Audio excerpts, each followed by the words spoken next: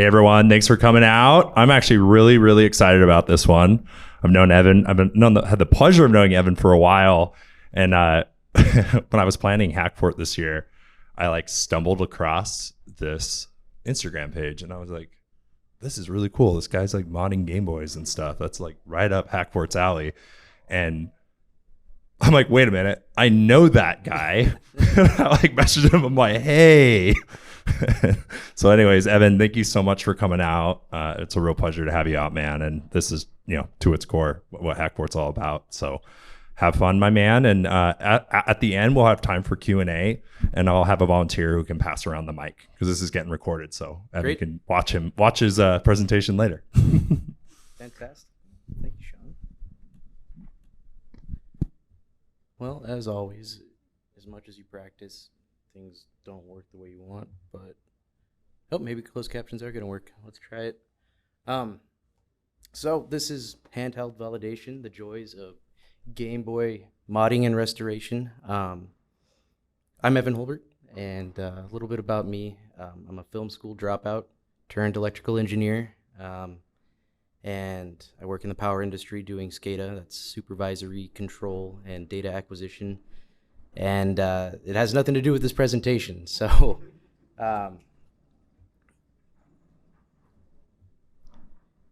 but I got into this probably 10 12 years ago when I thought I was going to become a chiptunes artist, and got a couple Game Boys and the LTC 1799 kit from getlofi.com. Put it into a DMG, that's the original Game Boy, and a Game Boy Color using this breakout box. I was really proud of it, and then never touched those things again until about a year ago. I saw this guy's channel on YouTube. I guess praise the YouTube algorithm or not, don't. But I binged the heck out of this guy's stuff. He restores Game Boys, repairs them, collects them, mods them. And then I remembered I have some of these in the basement. So I dug them out, got to work, and I'm by no means an expert. It's been a year. But I've made some things that I'm pretty proud of, and I'm excited to share with you guys today. So this is one from a competition, actually. The prompt was monochrome. So I dubbed this one the Gameboy. And the next one is probably the one I'm most proud of. If anyone is a fan of 80s horror, you'll recognize the Necronomicon from Evil Dead 2. This really kind of cemented the love of the hobby for me, and showed me and what I want to share with everyone else is how much you can branch out with, starting from a simple little handheld console that, most people have in a drawer somewhere at home. This one, actually, I learned, what dry brushing was for the painting, and the sculpt is actually hot glue. This is the inside. I learned weathering techniques, how to use tracing paper for the first time since grade school. And I was really proud of this one. This is a shout out to the Collection Dimension. This is an actual just prop tutorial on YouTube where I found how to do the hot glue sculpt. So shout out to him. But let's get into it. I'm going to try to burn through a lot of information quickly, just so you've seen it once, and leave a lot of time for show and tell and Q&A, because let's be honest, people would probably rather just get their hands on some stuff and play than hear me talk. But I feel like I've got some valuable information. So let's start with common mods.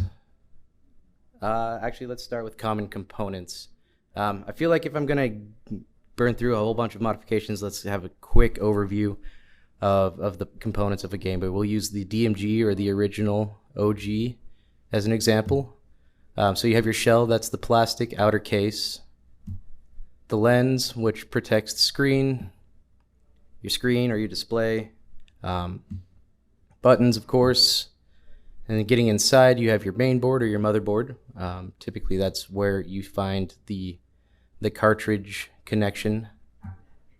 Your power board and soundboard, that's specific to a DMG. Later models it's built in, but for our purposes here, just know that there's some sort of sound circuit involved. And of course you got to have some sort of power. Okay, let's really get into common mods now. First one, and the easiest one, probably the most accessible thing to do, is replace the shell. There's a lot of aftermarket shells out there that you can buy fairly cheap. These are probably about $10. They usually come with the screwdriver that you need to replace it. And then there's some options too if you really want to get creative. There's painted shells. This one is the approach if you want some more detail. I see a lot of people painting the outside. There's pros and cons. It's more prone to wear. One of my favorite methods is painting the inside. This alleviates the problem of wear and tear on the paint, and I think it just looks cool, to be totally honest with you. Quick note on the method that I've seen work well for these is people get art supply tool called liquid frisket. It's like liquid latex, to mask off the pieces that they don't want covered with the spray paint. I didn't have liquid frisket, so I used hot pink liquid latex body paint. It works great. It doesn't dry clear and you can see it. I guess pro tip. Other things you can do, you can send some stuff off or buy them direct. UV printed shells, lenses, buttons. That really opens up the finer detail of what you want to put on these things, and it's a lot more durable than paint ever would be. I haven't found a lot of good US vendors that do this. So I know there's one in the UK that goes by Bluish Squirrel, that does quite a few, but with VAT, those taxes and exports, it's kind of cost prohibitive at this point. So I'm not quite ready to invest in a $3,500 UV printer, but we might get there. Other shell things, 3D printed shells. There's guys I follow this guy, Zypher Design, on Instagram. He does some great stuff with 3D printed shells and changing the form factor. This was originally a Game Boy Advance SP, so he's de-hinged it. I actually have one up here you can look at later that I printed before coming down here to show you guys. This is the back. You can even get machined aluminum shell replacements if you're so inclined. They're heavy and beautiful and feel great in the hand. This is from Boxy Pixel. Next common mod is buttons. There's a lot of aftermarket ones you can get. My favorite ones, though, are you see a lot of makers custom casting theirs. This one's got candy in it, but I've seen people put little Warhammer skulls in them, gold flake. Possibilities are kind of endless, and it's a real quick, easy way to really jazz up your Game Boy. One note on these: if you buy them from a maker direct, make sure it's a 2-part cast. I've seen people sell buttons that don't have the back, and it's just straight flat, and it does not work well for control. Other things you can do: this is a flexible PCB LED board that you can put directly onto the motherboard to light up your newly acquired buttons. This one's from Natalie the Nerd, and here's a photo of what that looks like closed up. This kind of, I guess, subfield of Game Boy modding is blowing up right now. I've seen kits that have touch control, startup sequencing with RGB LEDs, and it's really cool to see how much even just that little niche has expanded in the last year. But I know Natalie makes some great boards, so check her out if you're interested. Lens, I'm not going to talk too much about this. It's pretty straightforward. You either can do plastic or glass, and I think the downsides and pros and cons of that choice are pretty self-evident. Screens, this is the big one. This is the biggest quality of life improvement I think you can make to your Game Boy. I don't know if anybody else grew up with these, but I remember, riding home at night, waiting for the next street light so I could move my character. Color was great, but if it didn't have a backlight, it was sorely limited. So this is actually a IPS LCD from a Q5 BlackBerry phone. since they're not making them anymore, some clever people figured out how to adapt them with the board you see on the right to make them compatible with the Game Boy. This is the kind of the gold standard for the DMG and the color right now. There's the Q5 BlackBerry that it comes out of. Here's an example in a Game Boy Light that I recently did with my ugly mug on there. And here's some pros and cons. You know, they're fantastic. It's like night and day. It's bigger, it's brighter, it's got different modes you can do if you want to recreate the pixels. But they are very fragile. And at the end of the presentation, I'll show you one that I broke recently by not being careful. I have this note here, wear gloves. They're really, really prone to fingerprints if you're going to be doing this mod. And once they are fingerprinted, it's extremely difficult to buff out without scratching the screen. And then we can't forget the kind of the original. This is the backlight bivert mod. In simplest terms, there's a reflective film behind the screen on an original Game Boy. You pull that out and put in a diffused LED panel, and then you can put in this bivert chip. And what that does is essentially just inverts the pixels and makes it more, gives it more contrast. This is a chip on board that you can buy from Handheld Legend. And here's some pros and cons of that mod. It is much more difficult, but you know, if you're kind of trying to keep that original aesthetic or a little bit more purist in what you want from your Game Boy, it's a great compromise, I think. And I just wanted to throw this one in here because I think it's cool. You can actually get a kit for the Game Boy Advance that has TV out, so that exists. It's out there. Next kind of common mod area is power. There's some good drop-in batteries out there, but lithium-ion, lithium polymer batteries exist for just about any Game Boy that you want to mod these days, and I'll leave it at that. Some of them are drop-in, some of them require some soldering depending on the model. Speaking of soldering, you can get some power boards.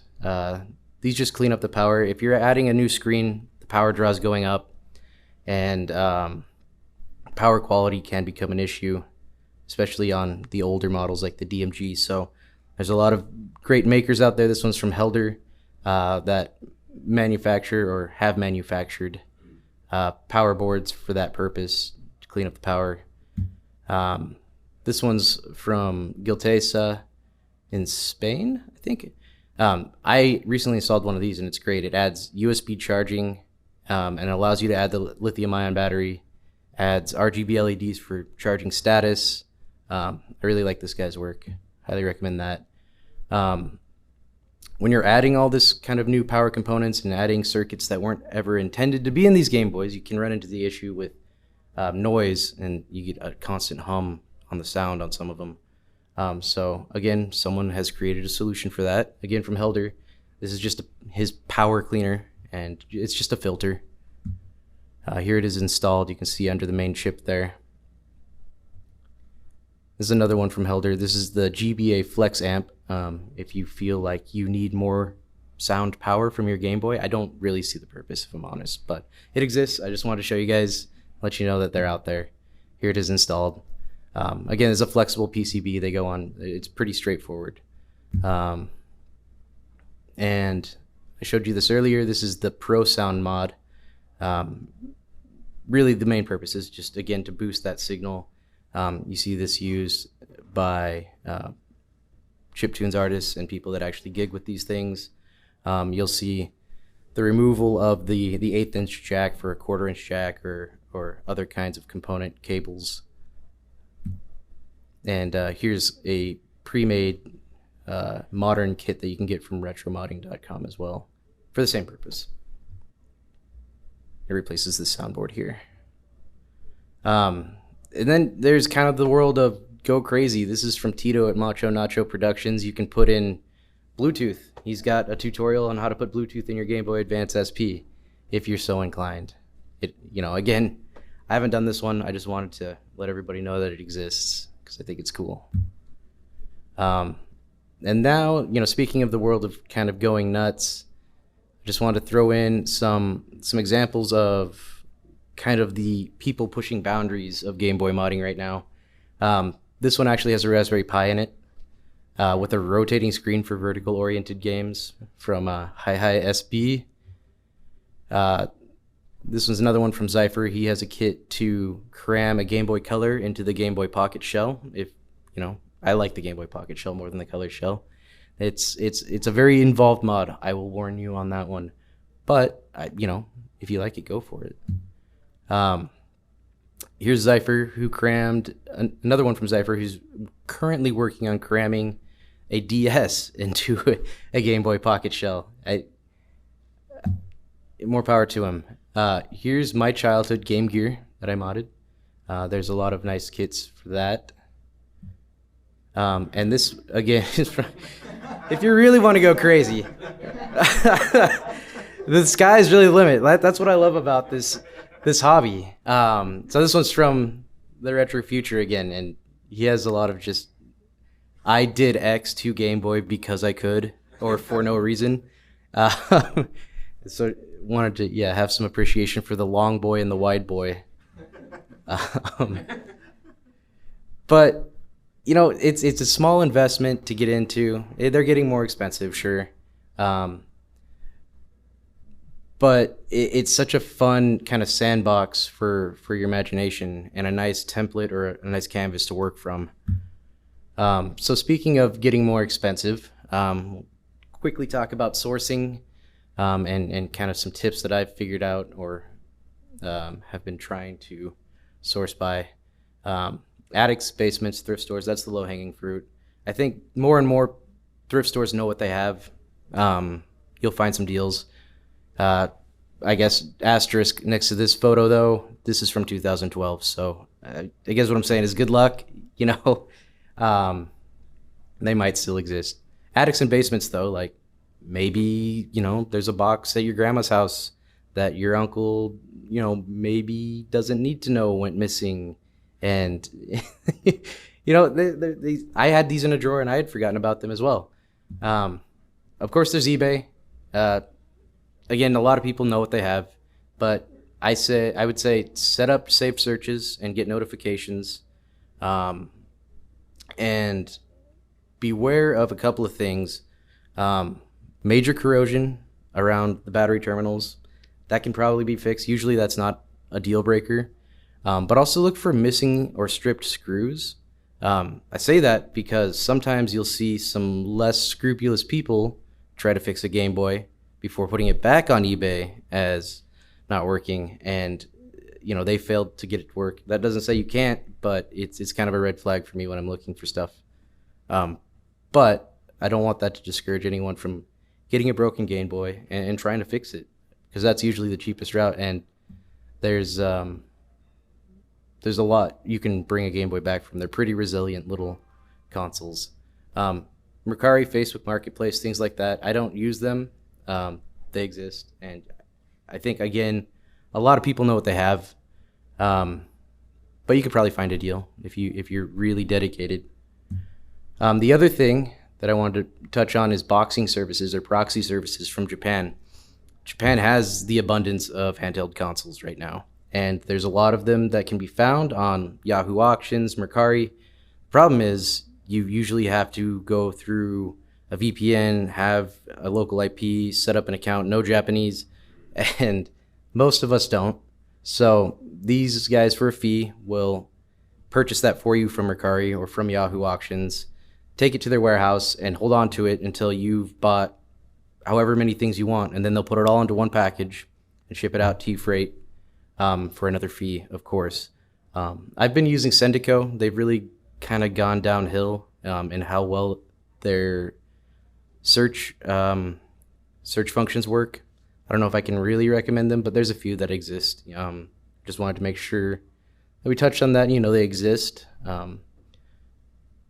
And in that vein, you're going to get the best deal in bulk, and the bulk comes from Japan right now. So I'm going to burn through some quick tools. This is the highly recommended stuff. Not a whole lot to say here, but you're going to want a tri-wing screwdriver. That's what most of the shells for the old Game Boys use. This is the one I use. You're going to want a soldering iron. You can get just a cheap one from Harbor Freight. This is the one I use. It's still pretty cheap. I think it's like $40 on Amazon, but you can change the temperature. And this one has worked pretty well for me. Isopropyl alcohol for cleaning parts and components is kind of a must-have if you're going to be troubleshooting. Some flux for soldering. This is the one I use. It works pretty well. Definitely you're going to want some hookup wire. This is typically called hookup wire. I've seen it called wire wrapping wire. Basically, you're going to want something just small gauge so you can fit everything in the shell. This is one I recently purchased from Amazon. Desoldering braid.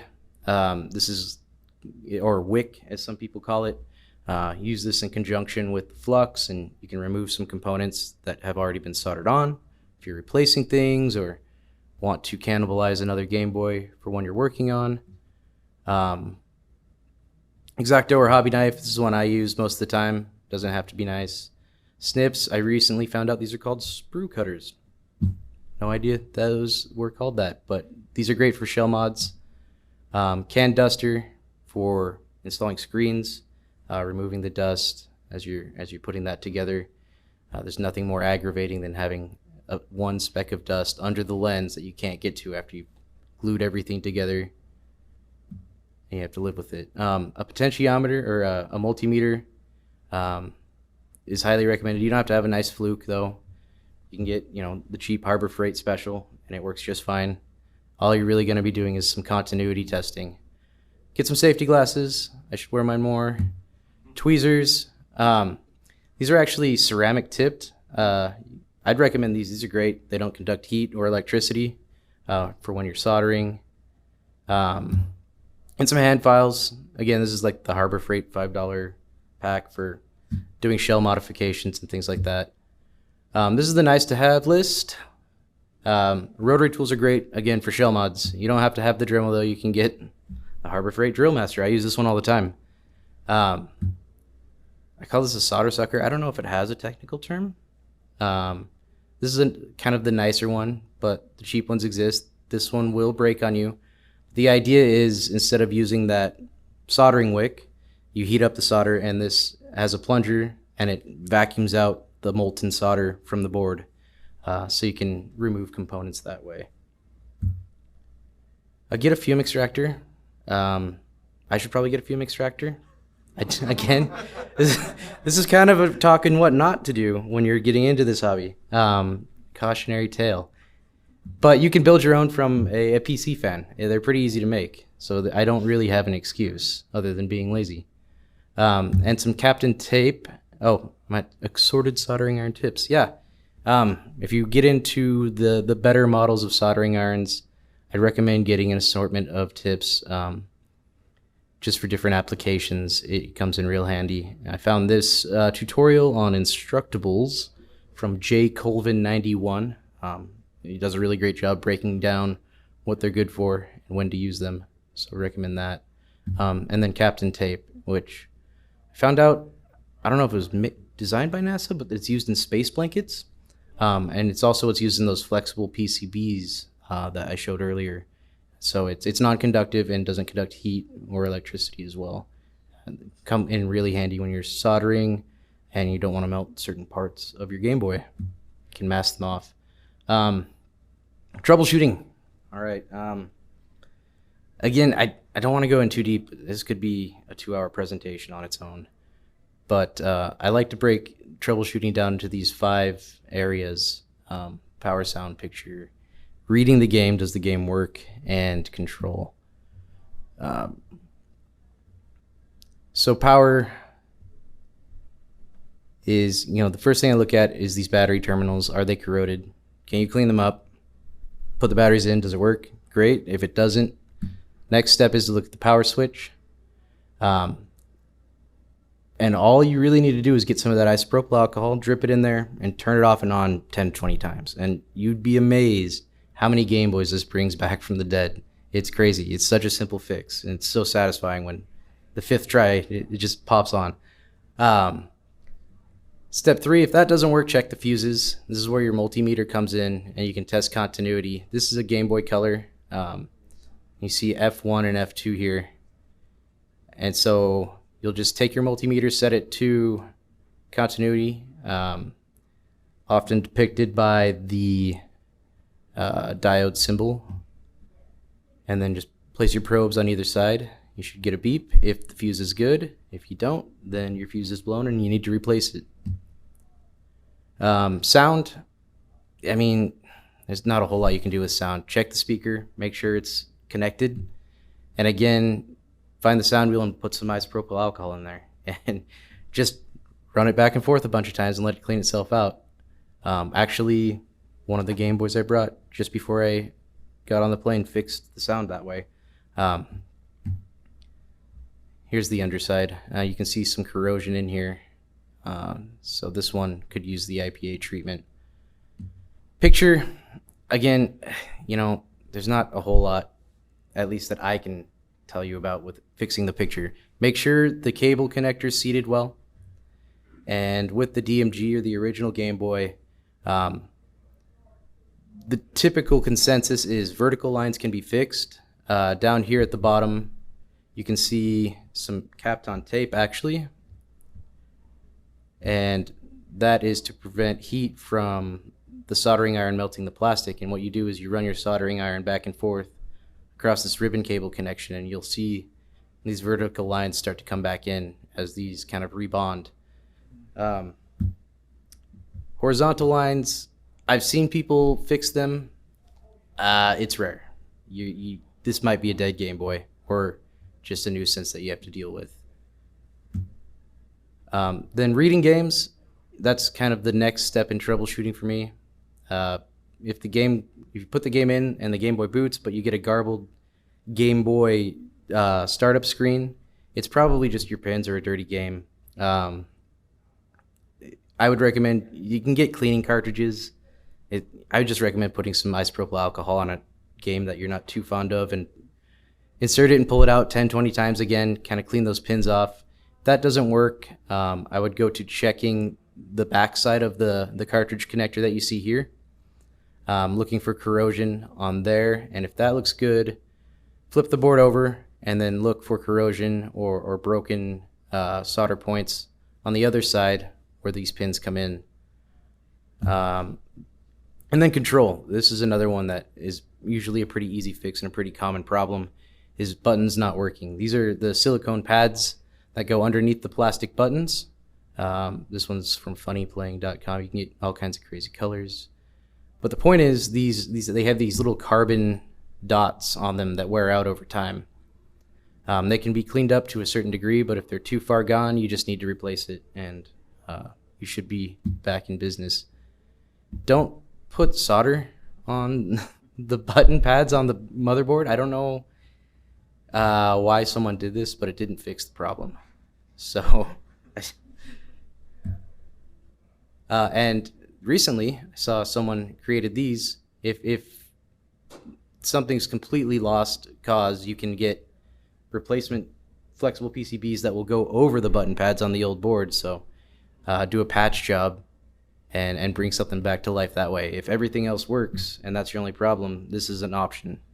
And it seems like a pretty good solution.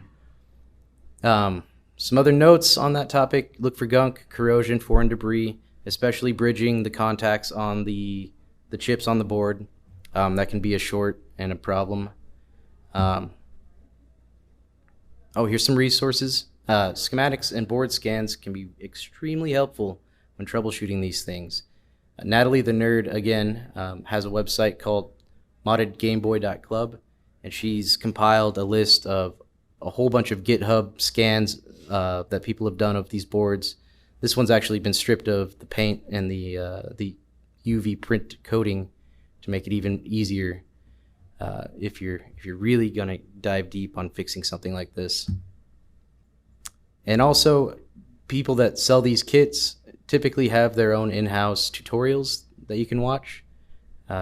And I highly recommend Macho Nacho as well. Tito over at that YouTube channel does a great job of presenting just about any mod you might want to do. He stays on top of the current stuff as well. So let's look at some other lessons learned, or how I screwed up so you don't have to. 1, double dipping the IPA or the isopropyl alcohol. I've got a 3-year-old, so the example that I first think of is basically this is the equivalent of backwash in the drinking glass. So there's situations where you might be cleaning up a lot of old adhesive. Here's a Game Boy Pocket screen, and it takes a lot of isopropyl alcohol to clean up. I didn't think and used the same rag and Q-tip and dipped it back in the same bottle again and again and again. And as that bottle of isopropyl alcohol gets lower and lower and lower, the leftover adhesive gets more and more and more condensed, and eventually you're just smearing more adhesive on the next project. So 2, and this is probably the biggest takeaway, is just take your time. My wife is really good about hearing and recognizing the aggravated noises from the next room. And if you're not careful, things like this can happen. A lot of the mods with the new screens these days require wires connecting the front and back half of the shell. And if you forget that, like I did here, or get overzealous, this is a Game Boy Advance board. The traces are very thin and very fine. You can see I ripped the trace starting here all the way back around to here, and it's not fun to repair once you're at that point. And broken screens, this is the one I mentioned earlier.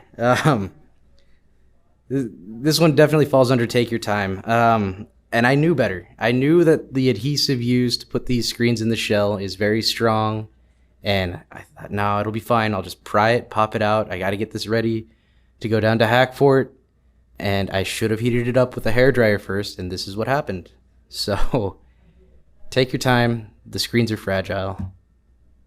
Also under take your time, if you over tighten screws or force the fit, you're cramming a lot of new components into some of these mods, and there is a way to make it fit without forcing it in every situation. Sometimes I don't follow my own advice, and here's a good example of over tightening something with a new screen, and it eventually cracked out. One piece of advice I would say is when putting screws into these aftermarket shells, do a 2 or 3 in, 1 out to relieve the strain. 2 or 3 in, 1 out. Basically, you're just tapping a new screw hole.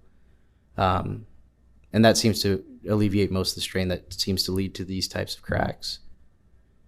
And then don't get discouraged. Again, when my wife hears me making those disgruntled noises, she tells me, just walk away and come back later. But, it's not going anywhere. Work on something else. So not too long ago, I was watching Rob Scallon's YouTube channel, and he was visiting a pro luthier. And this really caught me. Under every fretboard that the guy makes, he writes this message. It says, if you can read this, I hope you know what you're doing. And I like that. I really wanted to kind of incorporate something like that into my Game Boy mods, but it wasn't quite in the spirit of why I like this hobby. So my version is, if you can read this, good luck, have fun. And the irony is not lost on me that that's kind of illegible, so...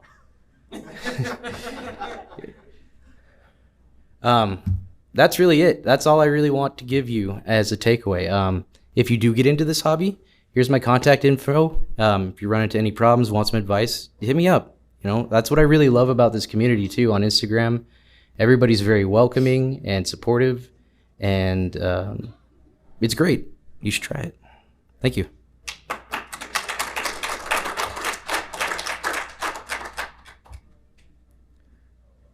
All right, we're going to do some Q&A. I know there's a microphone. If anybody has any questions. Check. If anyone has any questions, raise your hand. I'll come around with the mic. Hey, Evan, thanks a lot. I just wanted to know, how aware is Nintendo of these communities, and do they litigate against people who are doing this stuff and selling it and things like that? Do they approve of what is their interaction with these people who are making their own versions of Game Boys? As far as I can tell, we are pretty invisible to Nintendo. But, you know, I think you may have one of Nintendo of America's litigation lawyers' contact info if anybody's curious and wants to reach out. They've never sued anybody though for selling modified Game Boys or anything. Not that like I know of. You might be getting into some gray territory if you're in a modern console that's still on the market. But for the most part, you know, just with game piracy, these are games and consoles that are no longer being manufactured, and the only market is in the aftermarket. So basically, Nintendo's policy, whether that's official or not, I don't know, is to just turn a blind eye, because they're not making money off of these things anyway. Got it. Thanks again. Thank you. Thanks. Hi. I actually just wanted to add something to the question that was just asked. I don't actually know officially, but I do know that they know about it. And because I'm from New York, and there's been a festival of Game Boy music that's been happening since like the mid 2000s called Blip Festival. And so I believe they are aware of it, but as far as like, they don't want their name attached to it officially. Do you know what I'm saying? So I think it's kind of similar to the way that video games now have these kind of sandbox tools, you know, that they encourage users, you know, players to use, you know, and give them their own mods and things like that, you know, and make a community out of it. So I think, you know, I don't know if Nintendo has any games like that, but I know Little Big Planet, and, you know, there are lots of other ones too. So it seems to be kind of like part of the culture now. That's a great point. Yeah. The first thing that comes to mind for me is like Nintendo Labo for the Switch. Kind of build your own mods and hack your mods together, but that's maybe not quite the right example.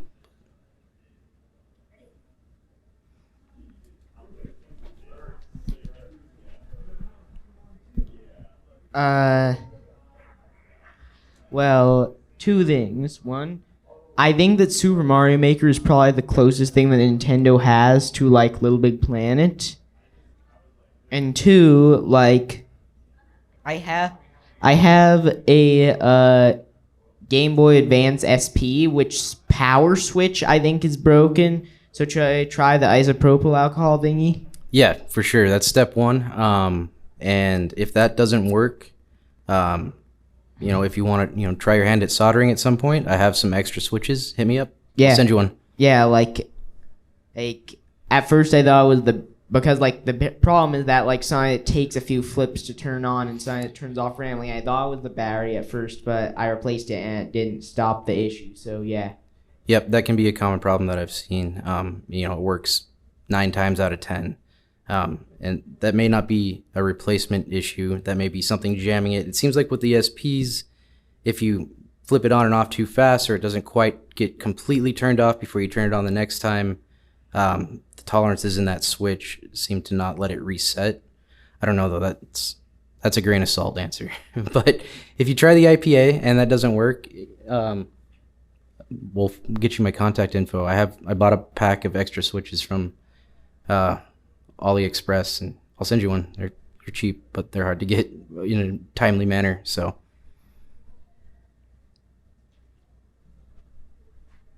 Thanks for the presentation today. As somebody who's not an electrical engineer, if you're getting into soldering for the first time and you don't know, when you're looking at a motherboard and you're like, that's a bunch of stuff and a bunch of lines, do you have any resources for starting to understand what it is you're looking at, understanding how to say, okay, I'm going to connect these two components and this is going to be the result on paper before you start doing it with solder? Sure.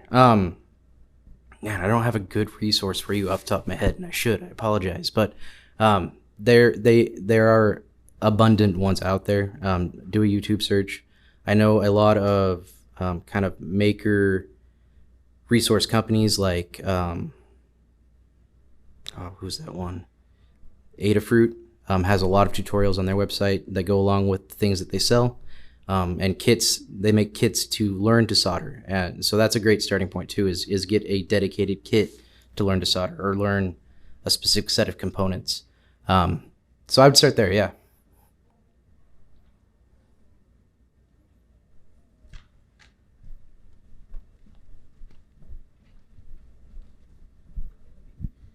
Thanks, Evan. This was awesome.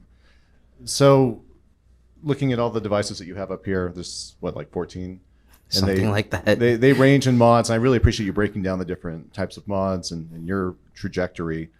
I'm thinking about the title of your presentation. You're talking about validation being something that you get from modding these Gameboys. I'm wondering, from a personal standpoint, which of these mods, whether it's hacking the audio cards that you can make chiptune music, or fully restoring, or upgrading, or just getting gonzo like that Necronomicon, what's been most validating for you in this hobby?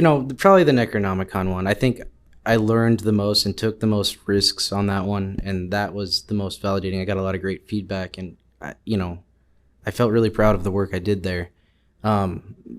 The close second would be the Game Gear, because that's my childhood Game Gear, and so there's that connection there. And it's harder to work on, but it's nice to, like, honestly, it was kind of like a soul crushing moment.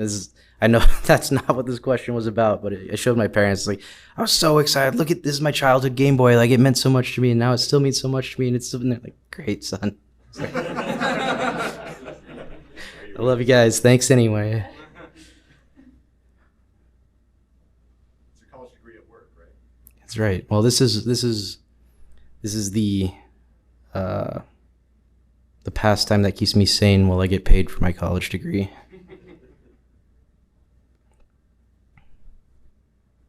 Well, if there's no more questions, feel free to come up and get your hands on some stuff. They're meant to be played with. You're not going to hurt anything. I already slapped together the external clock mud on the green one, and one of the cables broke. So it's nothing you can't fix. That's the point, right? Thank you, Evan.